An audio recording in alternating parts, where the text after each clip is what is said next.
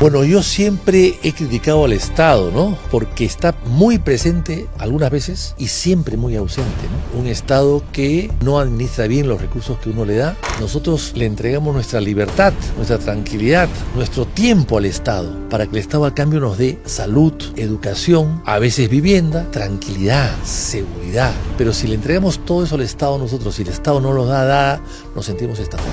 Y eso es lo que se siente el peruano, estafado por su Estado.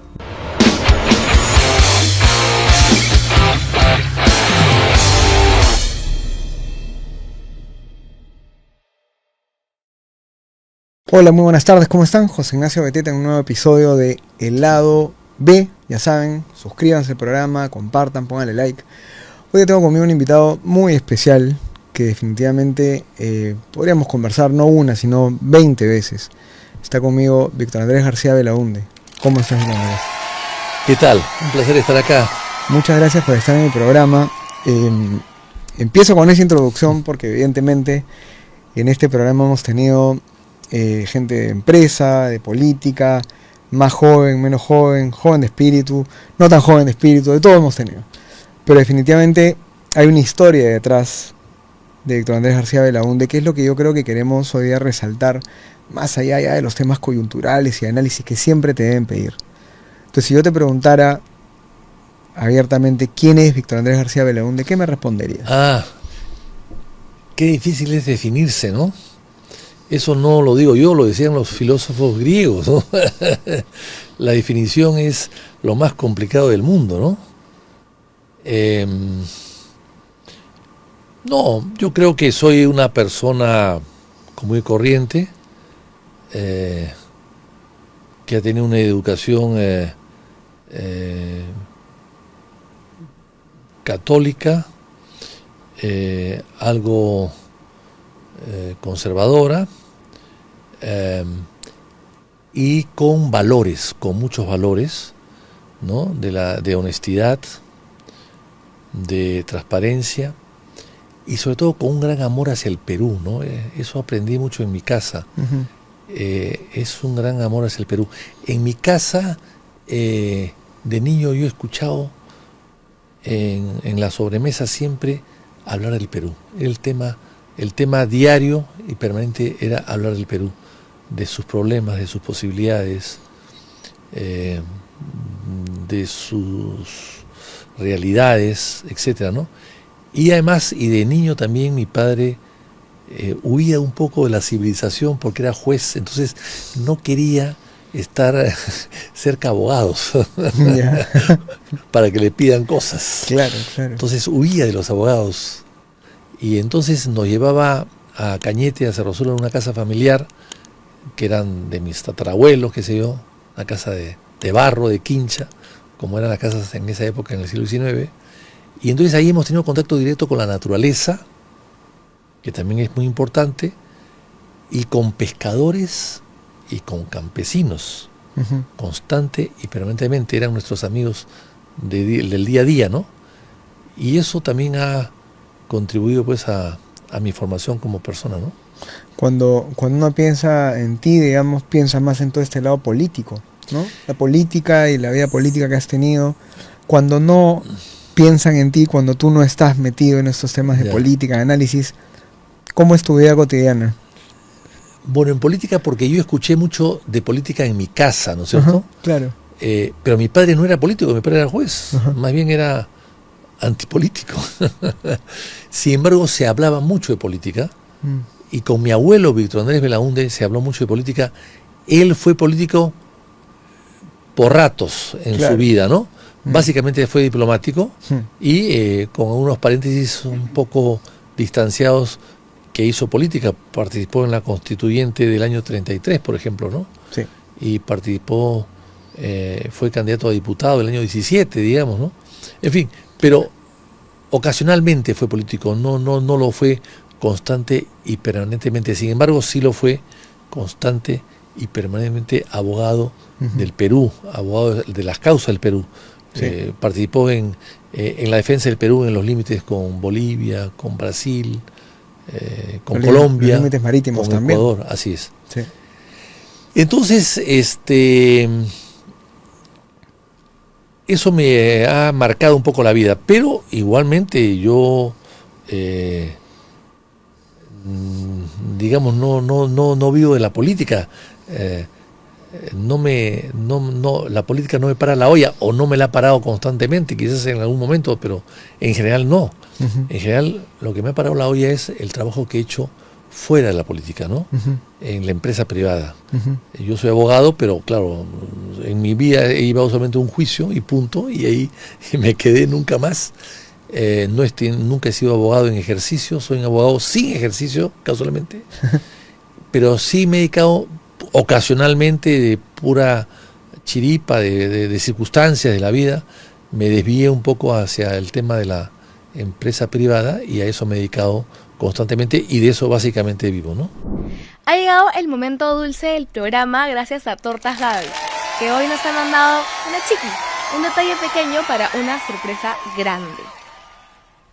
Muy rico. ¿Tú te acuerdas cuál es el postre que más te remonta a tu infancia? ¿O qué recuerdos te genera esa tortita que te comías en tu cumpleaños? Tortas Gaby puede traer todos estos recuerdos a la realidad. No te olvides que estamos en Pedidos Ya en Rappi, o puedes hacer tus pedidos al WhatsApp, y estamos en el refugio de la Universidad de Lima. Gracias, Tortas Gaby. De acuerdo. Que es además algo que la gente no entiende, ¿no? Porque justo conversando con otros invitados que han estado o que están vinculados a política, uno no debe vivir de la política hasta cierto punto. Esa es la tradición antigua, ¿no? Es decir, claro, el funcionario público merece un salario por su trabajo en el Estado, evidentemente, pero el político debería ser un político de vocación, de servicio. Creo que eso, se ha perdido un poco, ¿no? Bueno, así es. Yo, mi primer sueldo, yo entré al gobierno, al Estado, cuando tenía 28 años o 29 años, a ser secretario de la presidencia, secretario del Consejo de Ministros, y mi sueldo era $200, equivalente a $200. Claro. Evidentemente no era un gran dinero, pues no, eso no me permitía vivir con cierta holgura, ¿no? Pero por suerte nunca dejé de trabajar en la empresa familiar que teníamos. Uh-huh. y entonces la diferencia de mis necesidades económicas las cubría mis propios ingresos personales, ¿no? Claro. Y eso me permitió mucha confianza y no depender ni de la política, ni de los políticos, ni de los favores que te da la política, o de las granjerías que se presentan en la política, Uh-huh. o de los privilegios que te puede dar la política.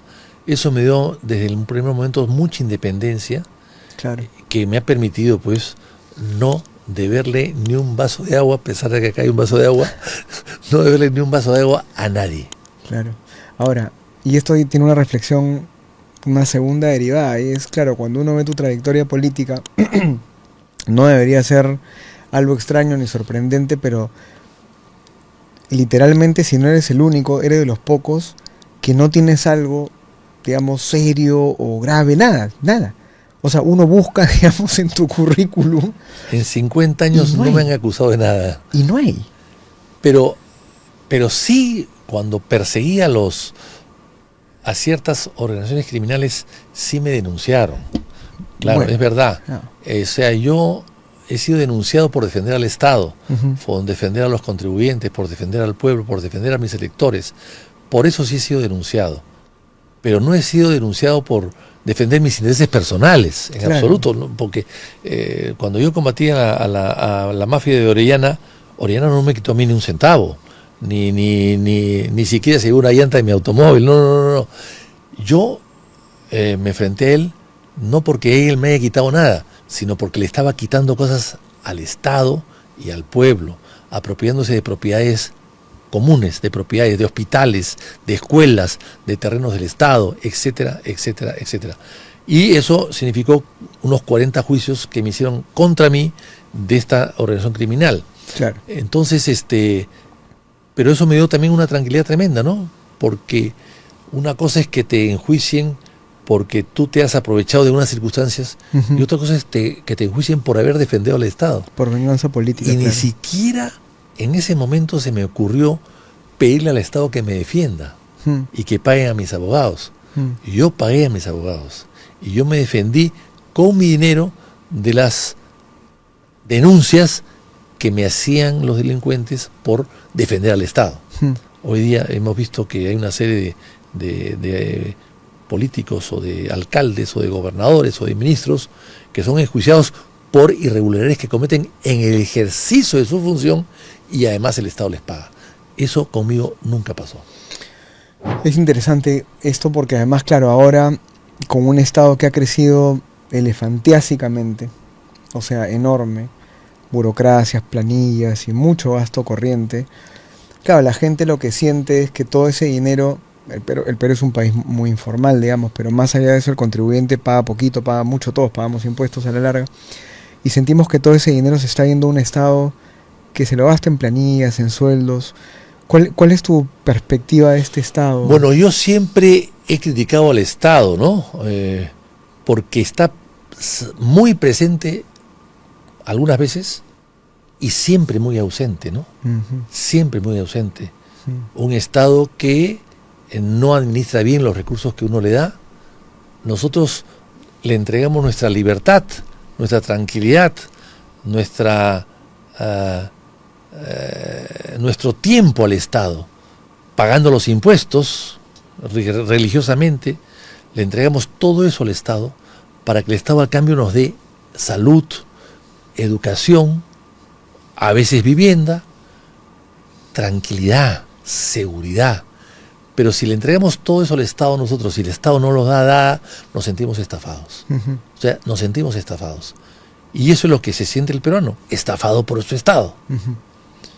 Y lo vemos en todas partes, en las cosas pequeñas y en las cosas grandes. Las cosas pequeñas, en la calle, cuando uno maneja tu automóvil y te detienen un policía y te dice, oiga señores, su revisión técnica ya se venció ayer. Y eso es como no tenerla. Y eso significa $2.500 de multa, o sea, 5 veces un sueldo mínimo. Y significa decomiso del carro, se va a la comisaría, pero si no hay depósitos, a la calle. Y no hay a quién reclamar, porque no hay jueces de tránsito.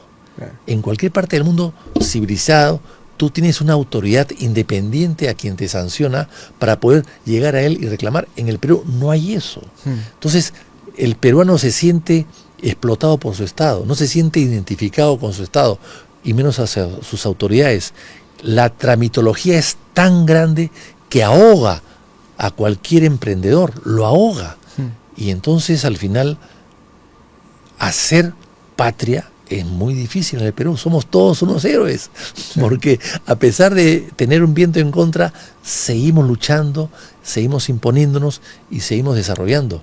Y el peruano es sufrido, valiente, silencioso a veces, abnegado, pero sigue adelante. Y eso es lo que hay que rescatar.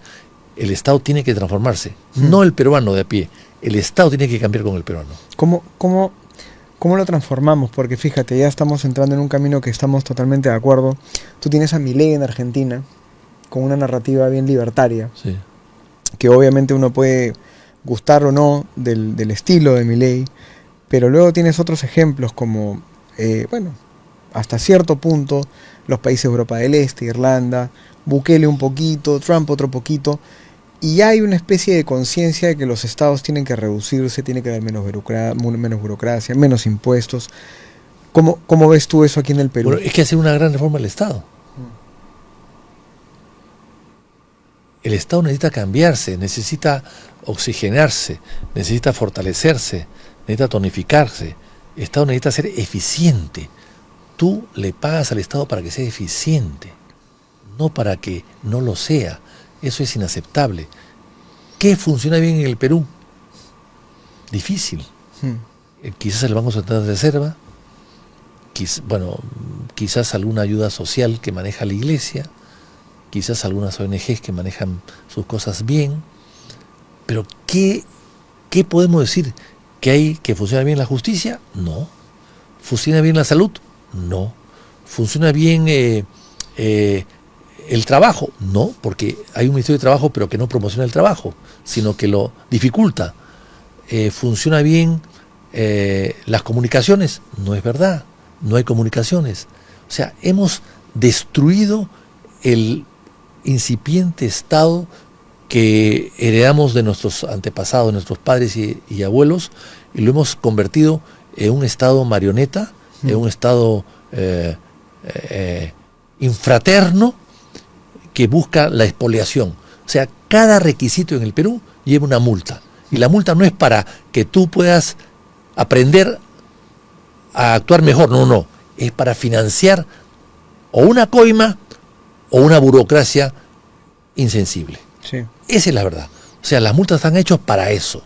Y son multas altísimas. Yo acabo de venir, por ejemplo, he pasado para venir aquí por San Borja y hay un letrero que dice: si toca usted claxon, la multa es 5.500 soles. Claro. 5 veces sueldo mínimo vital. 5.500 soles, o sea, casi $2.000 por tocar claxon en el Perú. ¿Y en qué parte del mundo sucede eso? No. Yo le he pedido al alcalde de San Borja o al alcalde de Lima que me digan en qué país del mundo te cobran $2.000 por tocar bocina. Es de locos. Entonces, claro, es un país al revés. De acuerdo. Entonces hay que cambiarlo de todo. Y eso se cambia también, no solamente con la experiencia y la preparación, sino con la voluntad de servir y de sacar al país adelante. Y con el sentido común, que es el menos común de los sentidos, ¿no? Claro, que lo que está pasando ahora, complementando lo que dices, es que el Estado se está convirtiendo en una agencia de empleo, pues. Además. Pero de mal empleo, yo prefiero establecer un subsidio a la gente que necesita trabajar, pero que es mejor que se quede en su casa que trabaje. Claro. Porque se quede en su casa, cuesta el subsidio y nada más que eso. Pero si va a la oficina, consume agua, luz, papeles, escritorios, computador, y quita sitio. Así es. Entonces yo creo que eso hay que cambiarlo totalmente. Sí.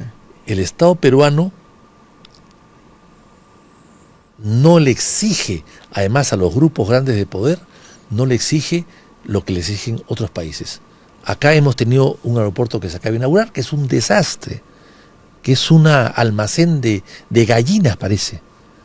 El techo que han hecho, han llenado de tiendas el local, en fin, es decir, hasta enchufes le han puesto traídos de Europa porque los traen más caros.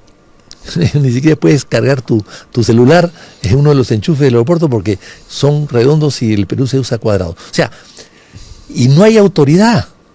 No hay autoridad.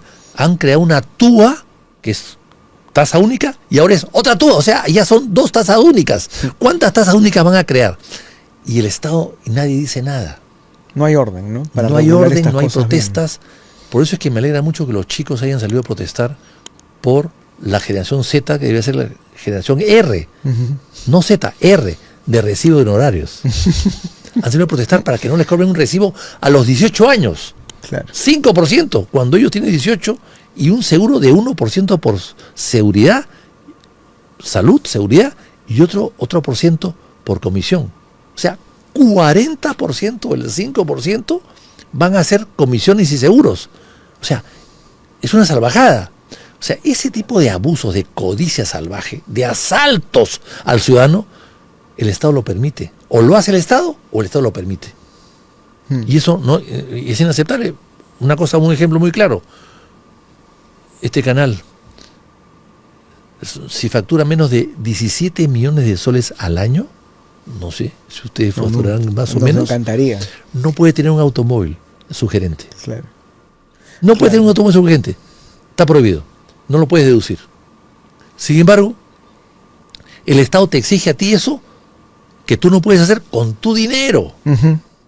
Sin embargo, con dinero tuyo, el Estado sí puede permitir que los policías tengan carros de alta gama. O sea, el mundo al revés. Es un caos todo esto. El mundo al revés. O sea, todo eso hay que cambiarlo. O sea, en el Perú necesita más trabajo, menos tramitología, mayor atención al usuario, mayor seguridad, sí, pero mayor salud, mayor educación. No podemos estar nosotros creando universidades sin presupuesto y sin maestros. O sea, todo eso hay que cambiarlo. Entonces, el Perú necesita una gran revolución moral y económica.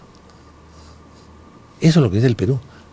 Entonces, por eso es que hay mucho que hacer. No hay que irse de fuera. ¿Sabes cuántos muchachos han salido en los últimos 3 años? 450.000 peruanos jóvenes con títulos universitarios preparados se han ido a vivir fuera del país. Sí, es una estadística. Es una sangría. Tal cual, sí. Es una sangría. Sí. O sea, acá se quedan casi, va a ser un país donde van a vivir solamente los desocupados, los ambulantes, los mendigos, la gente sin trabajo y sin aspiraciones también. Ese país no queremos. Queremos un país como siempre lo ha sido, un país orgulloso de su historia y trabajador por su futuro. Ahora, evidentemente tienes las cosas bastante claras y si vienen las elecciones, tú eres un personaje, digamos, histórico en un partido que es Acción Popular. Acción Popular tiene este espíritu, tiene esta agenda tan importante de reforma, de revolución del Estado. Yo creo que sí, ¿no? Yo creo que sí. Yo tengo un solo matrimonio social, familiar y político. Una sola familia, un solo matrimonio y un solo partido, casado con un solo partido. O sea, yo solamente me caso una sola vez. No me caso 2, ¿no? A pesar de las tentaciones del mundo, que son constantes y permanentes.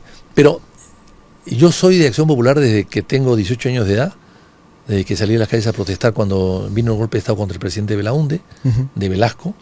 Claro. Y entonces hasta el día de hoy no he cambiado. Y he visto de cerca lo que se ha hecho en su momento.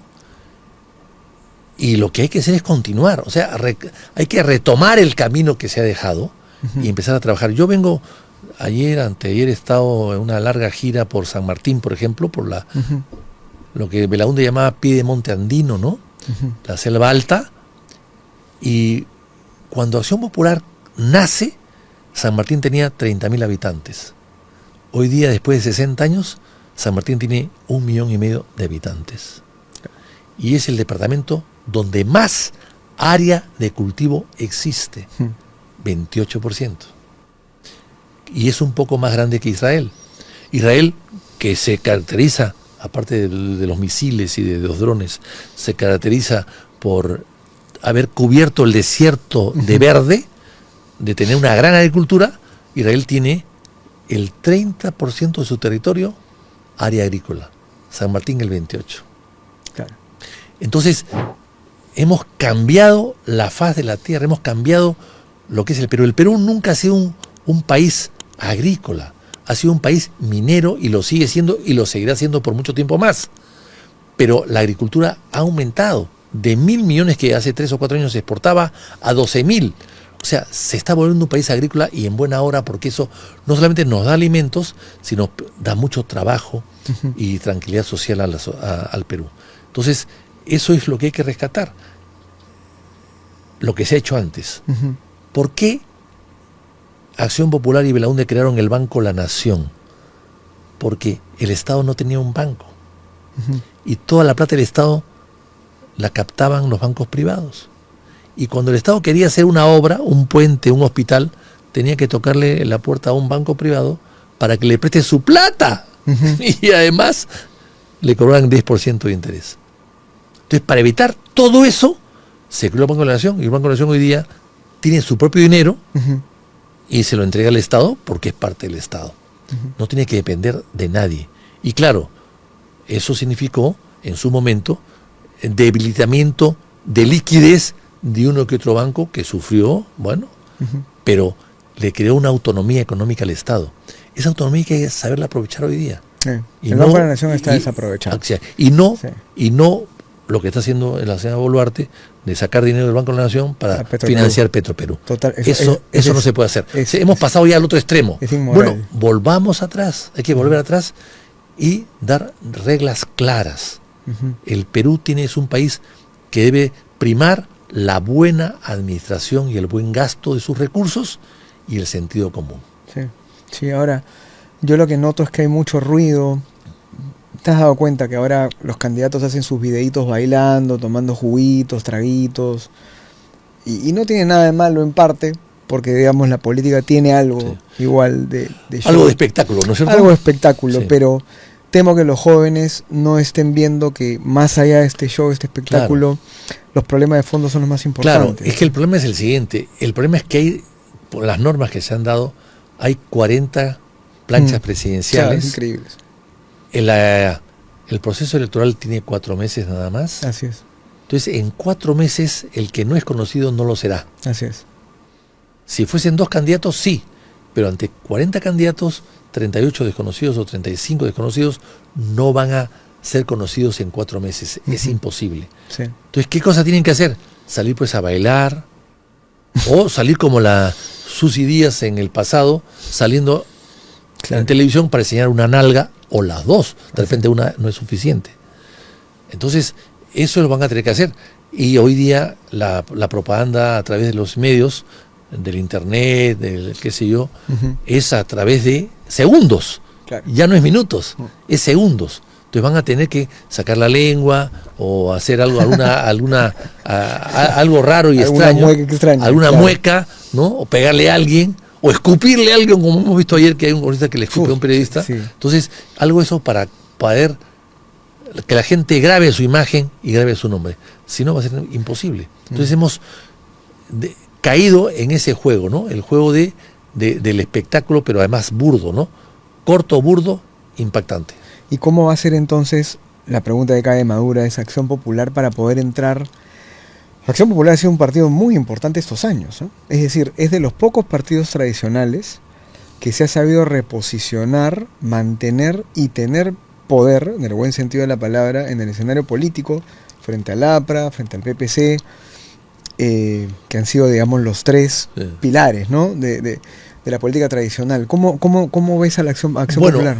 Bueno, yo veo el partido bien desde dentro. Hemos tenido algunas fallas en el Congreso, con una bancada que salió elegida, no se sabe cómo, porque no había autoridades en el partido en ese momento. El Jurado Nacional de Elecciones no nos reconoció autoridades, y claro, fueron elegidos sin autoridades y sin tamices ni filtros, ¿no? Sin orden, claro. Sin orden, pero yo creo que hay un interés en corregir los errores que se han cometido últimamente y seguir adelante. No podemos nosotros, por 3 o 4 o 5 niños que han habido por ahí, de los muchos que hay en varios partidos, en casi todos los partidos, pero no podemos destruir la imagen de un partido por 3 o 4 niños, ¿no? Irresponsables y con intereses particulares definidos, destruir la imagen del partido en sus 69 años y en haber gobernado 2 veces, 3 veces, y las 3 veces se ha gobernado inaugurando etapas democráticas, como lo inauguró Belaúnde del 63, lo inauguró Belaúnde del 80 y lo inauguró Paniagua del 2001. O sea, inauguró etapas democráticas. Cerraron el hemiciclo, la trayectoria de gobiernos autocráticos, y a partir de ahí se instauraron gobiernos democráticos. El de Paniagua, que instauró el año 2001, es hasta ahora, funciona bien, con sus defectos, pero funciona bien. De acuerdo, muy interesante. Dicho eso, entonces, cayendo ya en el final de la conversación, la pregunta que por tercera derivada cae madura: para poder tener una propuesta, para poder mantener la vida de Acción Popular, se necesita una buena plancha, un buen candidato, un buen grupo. ¿Cómo te ves tú, Víctor Andrés? Bueno, nosotros vamos a tener elecciones el 7 de diciembre. Las internas. Sí, las internas. Yo soy uno de los precandidatos. Van a haber 2 o 3 más, seguramente, todos de buena calidad, y el partido que elige mejor. O sea, nosotros no tenemos candidatos naturales ni candidatos que se autoproclaman. Caudillos. Caudillos, no. El partido tendrá que hacer una evaluación madura, seria, de cuál de los precandidatos que están allí pueden representar los ideales del partido. Eso, yo estoy seguro que nuestros delegados que van a elegir eso se van a iluminar de la sabiduría del más allá, para poder acertar y elegir a un buen candidato, y el buen candidato tendrá el apoyo de todos, y saldremos a las calles al frente de otros candidatos y haremos un buen papel.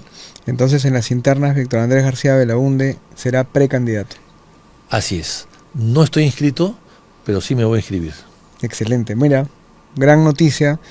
Gran noticia de verdad, porque para mí, por lo menos, que estoy cerca de la política, pero no metido dentro, y por lo que he podido ver, y tú lo confirmarás, se necesita esa cuota de juventud, de experiencia, de valores, principios y también, digamos, de flexibilidad frente a tiempos modernos que son muy complicados, ¿no? Claro, nosotros, la ventaja nuestra es que la gente nos conoce, sabe quiénes somos, de dónde venimos, qué hacemos y hacia dónde queremos ir, ¿no?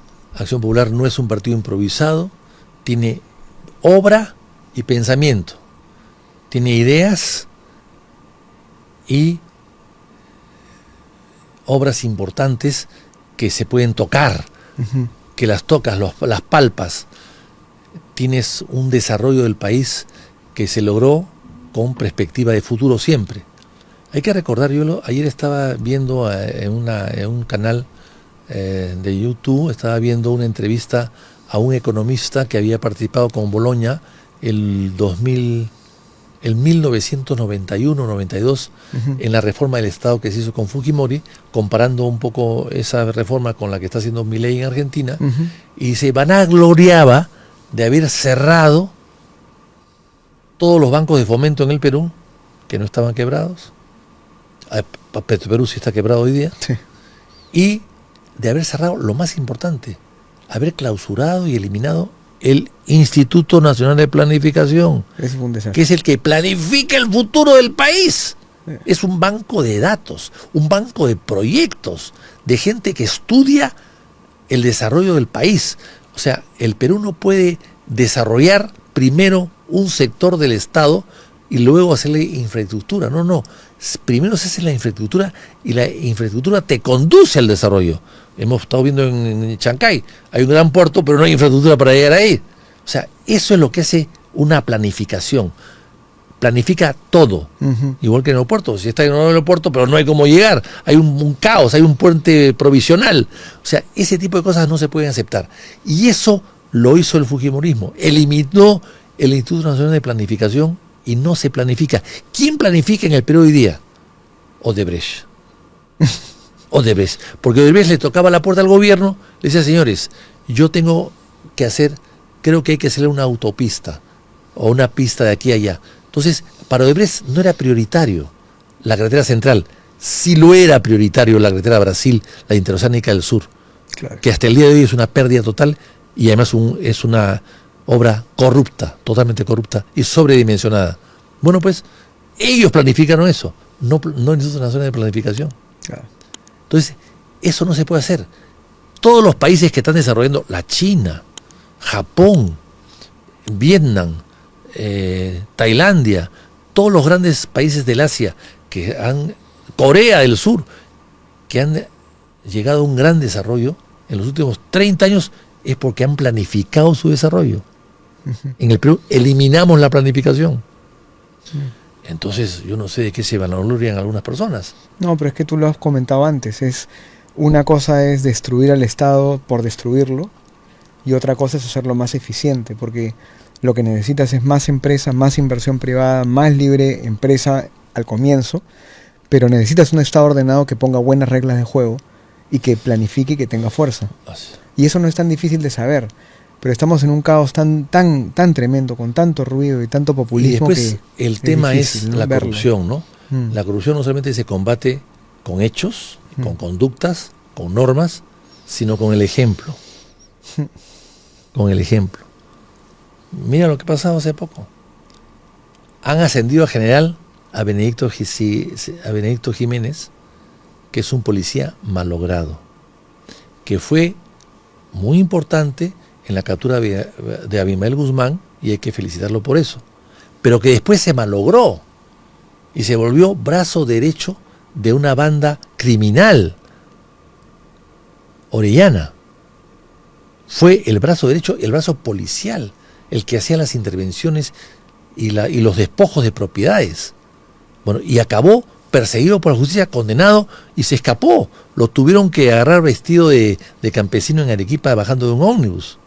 Bueno, ese señor, después de mucho tiempo, ¿qué hacen ahora? Lo ascienden por lo que hizo con Abimael, pero si lo borró con lo otro. Claro, no puedes hacer ese tipo de cosas. Pues, de O sea, sí. ¿cómo un policía le puedes dar el ejemplo al resto de la policía? De acuerdo, claro. ¿No? Ascendiéndolo, premiándolo de esta manera, condecorándolo de esta manera, cuando la carrera es una sola, que empieza y termina. No es media carrera, no. Es tú analizas el mérito de un policía o de un juez o un magistrado, de un abogado, de que cualquier persona, es su vida la que está en poder. No es media vida, no es un cuarto de vida, sino es toda la vida. Y la juzga de acuerdo a eso. O sea, si la policía se da el lujo de condecorar a un policía malogrado, ¿qué esperamos de los valores éticos de los jefes de la policía? No, y eso que mencionas además, para ir terminando, lamentablemente, se refleja en muchos espacios. Mira, desde Castillo, desde antes, y el peruano promedio, nosotros los contribuyentes estamos acostumbrados a ver que eliges presidente del Congreso, presidente de una comisión del Congreso, o ministro, viceministro, director de un ministerio, a gente que tiene muchísimos chicharrones y pan con chicharrón, pero para regalar, y ya lo normalizamos, ¿no? Entonces... Claro. Lo eliges en cargos, eliges a un abogado cuestionado, ministro de Justicia. Absurdo, pues. Sí, de acuerdo. Y bueno, y ahí viene esta... Yo me quedo con algo muy importante, porque la palabra suena muy, muy altruista, la frase suena muy conceptual, pero de verdad que, más allá de los defectos que podemos tener todos y los políticos, tampoco nadie es santo, ¿no? Pero efectivamente se necesita una revolución moral también, o sea, un llamado de atención de la gente, de los peruanos, para que los que entran en el Estado, para que la oferta política sea gente decente, sea gente honesta, sea gente buena, profesional, ¿no? Una persona correcta y honesta, claro, puede cometer errores, pero tú sabes que esos errores no le cuestan a él. Así es. No le significan ganancias o utilidades, ¿no? De acuerdo. Entonces, bueno, pues son errores, quedan como errores, no quedan como trafa, ¿no? Así será, y hay que buscar que los electores y los jóvenes, sobre todo, busquen y elijan y piensen y se informen bien para votar por personas que sean profesionales y que sean personas honestas. Y sí, yo sí creo que en todo este ruido político, Acción Popular, más allá de efectivamente estos niños traviesos que han estado por ahí, creo que tienen la oportunidad de seguir siendo un partido que garantice esa institucionalidad y esa tradición y esa estabilidad que el país necesita. Así que nada, yo te agradezco por estar acá conmigo, Víctor Andrés. Mucha suerte en tu precandidatura en Acción Popular y ya veremos pues a ver cómo te van en las elecciones. Bueno, internas. es parte del quehacer político, ¿no? Ganar y perder, participar o no participar, ¿no? Pero ahí estás. Pero estamos siempre cerca. Muchas gracias. Gracias por estar con nosotros. Y a ustedes también, muchas gracias por estar en este programa. Ya saben, suscríbanse al lado B, compartan, acá están los enlaces. Gracias a Tortas Gaby por su apoyo siempre, a Conecta Hub de Innovación Social. Y nos vemos en el siguiente episodio de El Lado B. Cuídense mucho.